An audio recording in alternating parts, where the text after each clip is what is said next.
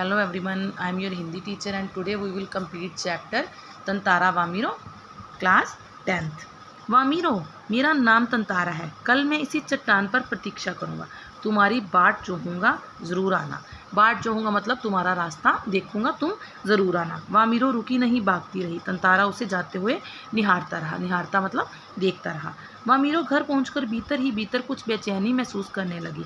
उसके भीतर तंतारा से मुक्त होने की एक झूठी छटपटाहट थी। मतलब मुक्त होने की मतलब उससे बिछोड़ने की एक झूठी झटपटाहट थी। एक जल्लाहट में उसने दरवाज़ा बंद किया और मन को किसी और दिशा में ले जाने का प्रयास किया। बार बार तंतारा का याचना भरा चेहरा उसकी आंखों में तैर जाता। उसने तंतारा के बारे में कई कहानियाँ सुन रखी थी। उसकी कल्पना में वह एक अद्भुत साहसी युवक था, किंतु वही तंतारा उसके सम्मुख एक अलग रूप में आया। अब वो उसकी कल्पना में एक अद्भुत साहसी युवक था, लेकिन जब उसके सामने आया तो उसका एक अलग रूप था। सुंदर, बलिष्ठ, किंतु बेहद शांत, सभ्य और भोला। उसका व्यक्तित्व कदाचि वैसा ही था जैसा वह अपने जीवन साथी के बारे में सोचती थी, किंतु एक दूसरे गांव के युवक के साथ यह संबंध परंपरा के विरुद्ध था। अब उनके गांव की परंपरा थी कि जिस गांव का युवक होगा उसी के साथ उसकी शादी होगी। अब तंतारा जो था वो पासा गांव से था और वामीरो जो लपाती गांव से थी।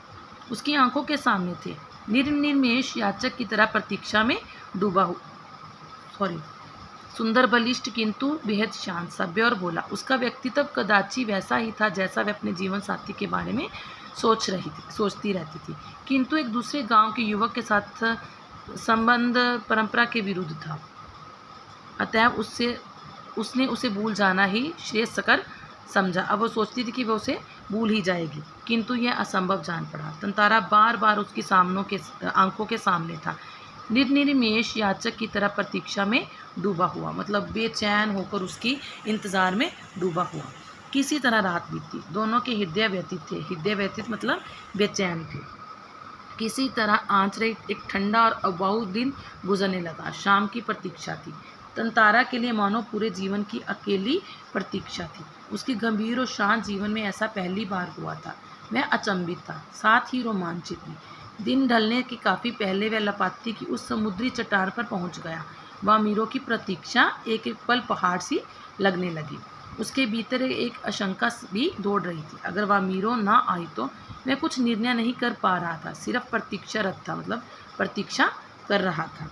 बस आस की एक किरण थी जो समुद्र की देह पर डूबती किरणों की तरह कभी भी डूब सकती थी। वह बार बार लपाती के रास्ते पर नजरें दौड़ाता। सहसा नारियल के झुरमुटों में उसे एक आकृति कुछ साफ हुई, कुछ और साफ, कुछ और। उसकी खुशी का ठिकाना ना रहा। वो वामीरो के बारे में सोच रहा था, वामीरो की प्रतीक्षा कर रहा था, वहीं वामीरो भी आ गई। उसकी खुशी का ठिकाना ना रहा। सचमुच वह वामीरो थी। लगा जैसे वह घबराहट में थी। वह अपने को छुपाते हुए बढ़ रही थी। बीच बीच में इधर उधर दृष्टि दौड़ाना ना भूलती, मतलब इधर उधर देखना वो ना भूलती थी। फिर तेज कदमों से चलती हुई तंतारा के सामने आकर ठिठक गई। ठिठक का मतलब रुक गई। दोनों शब्दहीन थे। कुछ था जो कि भीतर बह रहा था। एकटक निहारते हुए वे जाने कब तक खड़े रहे। सूरज समुद्र की लहरों में कहीं खो गया। अंधेरा बढ़ रहा था। अचानक वामीरो कुछ सचेत हुई। अब जब वामीरो से मिलने आई तो वो दोनों एकटक एक दूसरे को निहारते रहे। जब अंधेरा बढ़ने लगा तो वामीरो कुछ सचेत हुई और घर की तरफ दौड़ पड़ी। तंतारा अब भी वहीं खड़ा था, निश्चल, शब्दहीन। निश्चल मतलब बिना हिले डुले एकदम से, और शब्दहीन बिना कुछ बोले हुए। दोनों रोज उसी जगह पहुंचते और मूर्तिवत एक दूसरे को निर्निमेष ताकते रहते। मूर्तिवत मतलब मूर्ति बनकर, बिना कुछ बात किए बस एक दूसरे को देखते रहते। बस भीतर समर्पण था जो अनवरत गहरा रहा था। लपाती के कुछ युवकों ने इस मूक प्रेम को भांप लिया था। मूक प्रेम मतलब गूंगे प्यार को भांप लिया था और खबर हवा की तरह बह उठी। वामीरो लपाती ग्राम की थी और तंतारा पासा का। दोनों का संबंध संभव न था। रीति अनुसार दोनों एक ही गांव का होना आवश्यक था। वामीरो और तंतारा को समझाने बुझाने के कई प्रयास हुए, किंतु दोनों अडिग रहे, अपने फैसले पर अटल रहे। वे नियमित लपाती के उसी समुद्री किनारे पर मिलते, अफवाहें फैलती रहीं। कुछ समय बाद पासा गांव में पशु पर्व का आयोजन हुआ। पशु पर्व में हिष्ट पुष्ट पशुओं के प्रदर्शन के अतिरिक्त पशुओं से युवकों की शक्ति परीक्षा प्रतियोगिता भी होती थी।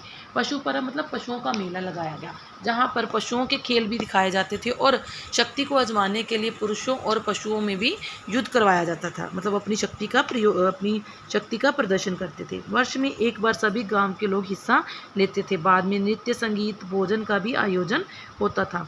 शाम से सभी लोग पासा में एकत्रित होने लगे, मतलब पासा गांव में एकत्रित होने लगे। धीरे धीरे विभिन्न कार्यक्रम शुरू हुए। तंतारा का मन इन कार्यक्रमों में तनिक न था, मतलब उसका मन नहीं लग रहा था, क्योंकि उसकी व्याकुल आंखें वामीरों को ढूंढने में व्यस्त थी। नारियल के झुंड के एक पेड़ के पीछे से जैसे कोई झांकता दिखा। उसने थोड़ा और करीब जाकर पहचानने की चेष्टा की।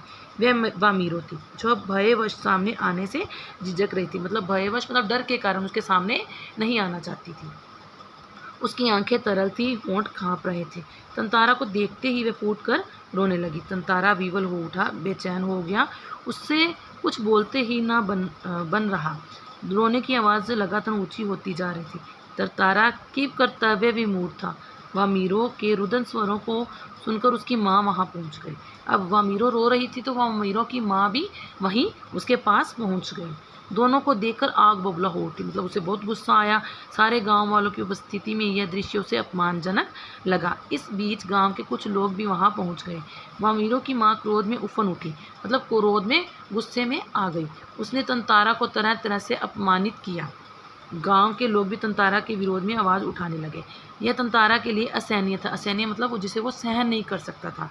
वामीरो अब भी रोए जा रही थी। तंतारा भी गुस्से से भर उठा। उसे जहाँ विवाह की निषेध परंपरा पर शोभ था। निषेध मतलब दूसरी जो परंपरा उन्होंने बनाई हुई थी, उसे बहुत गुस्सा आ रहा था कि ऐसी परंपरा है कि उन दोनों की शादी नहीं हो सकती। वहीं अपनी असहायता पर खींच। असहायता मतलब अपनी सहायता नहीं कर सकता था। वामीरो का दुख उसे और गहरा रहा था। उसे मालूम ना था कि क्या कदम उठाना चाहिए। अनायास उसका हाथ तलवार की मूठ पर जा टिका। अचानक उसका जो हाथ है तलवार पर जा गया। उसने तलवार निकाल ली। क्रोध में उसने तलवार निकाली और कुछ विचार करता रहा। क्रोध लगातार अग्नि की तरह बढ़ रहा था। लोग सहम उठे। एक सन्नाटा सा खिंच गया। जब कोई राह ना सूझी तो क्रोध को शांत करने के लिए उसमें शक्ति भर उसे धरती में घोंप दिया। अब जब उसे कोई राह ना सूझी तो उसने उस तलवार को निकाला और अपना क्रोध शांत करने के लिए तलवार को धरती में घोंप दिया और ताकत से उसे खींचने लगा। वह पसीने से नहा उठा। सब घबराए हुए थे। वह तलवार को अपनी तरफ खींचते खींचते दूर तक पहुंच गया। वह हाँप रहा था, मतलब उसकी सांस फूल चुकी थी। अचानक जहाँ तक लकीर खिंच गई थी वहाँ एक दरार होने लगी, मानो धरती दो टुकड़ों में बंटने लगी हो। एक गड़गड़ाहट सी गूंजने लगी। लकीर की सीध में धरती फटती जा रही। अब जहाँ जहाँ तलवार से उसने ऐसे खींचकर लाइन लगाई थी वहाँ से धरती फटने लगी। द्वीप के अंतिम सिरे तक तंतारा धरती को मानो क्रोध से काटता जा रहा था। सभी व्याकुल हो उठे। लोगों ने ऐसे दृश्य की कल्पना ना की थी। वे सिहर उठे, वे सहम गए। उधर वामीरो फटती हुई धरती के किनारे चीखती हुई दौड़ रही थी। तंतारा, तंतारा, तंतारा। उसकी करुण चीख मानो गड़गड़ाहट में डूब गई। तंतारा दुर्भाग्यवश दूसरी तरफ था। द्वीप के अंतिम सिरे तक धरती को चीरता वह जैसे ही अंतिम छोर पर पहुंचा, द्वीप दो टुकड़ों में विभक्त हो गया, मतलब दो टुकड़ों में बट गया। एक तरफ तंतारा था तो दूसरी तरफ वामीरो। तंतारा जैसे ही होश में आया उसने देखा उसकी तरफ का द्वीप समुद्र में धंसने लगा, मतलब समुद्र में धंसने लगा, नीचे को गिरने लगा। वह चट्टाने लगा। उसने छलांग लगाकर दूसरा सिरा थामना चाहा, किंतु पकड़ ढीली पड़ गई। वह नीचे की तरफ फिसलने लगा। वह लगातार समुद्र की सतह की तरफ फिसल रहा था। उसके मुंह से सिर्फ एक ही चीख उभर रही थी, वामीरो, वामीरो, वामीरो, वामीरो। उधर वामीरो भी तंतारा, तंतारा, तंतारा पुकार रही थी। तंतारा लहूलुहान हो चुका था। वह अचेत होने लगा और कुछ देर बाद उसे कोई होश नहीं रहा। अचेत मतलब बेहोश होने लगा और कुछ देर बाद उसे होश नहीं रहा। वह कटे हुए द्वीप के अंतिम भूखंड पर पड़ा हुआ था, जो कि दूसरे हिस्से से संयोगवश जुड़ा हुआ था। बहता हुआ तंतारा कहाँ पहुँचा, बाद में उसका क्या हुआ, ये कोई नहीं जानता। इधर वामीरो पागल हो उठी। वह हर समय तंतारा को खोजती हुई उसी जगह पहुंचती और घंटों बैठी रहती। उसने खाना पीना सब छोड़ दिया था। परिवार से वह अलग हो गई थी। लोगों ने उसे ढूंढने की बहुत कोशिश की, किंतु कोई उसका सुराग ना मिला। आज ना तंतारा है ना वामिरो, किंतु उनकी यह प्रेम कथा घर घर सुनाई जाती है। निकोबारियों का मत है कि तंतारा की तलवार से कार निकोबार के जो टुकड़े हुए उससे दूसरा लिटिल अंडमान है, जो कार निकोबार से 96 किलोमीटर की दूरी पर स्थित है। निकोबारी इस घटना के बाद दूसरे गांवों में भी आपसी वैवाहिक संबंध करने लगे। तंतारा वामिरो की त्याग में मृत्यु शायद इसी सुखद परिवर्तन के लिए थी। अब जब तंतारा और वामिरो की मृत्यु हो गई तो लोगों ने एकजुट होना शुरू कर दिया, मतलब आपसी वैवाहिक संबंध स्थापित होने लगे।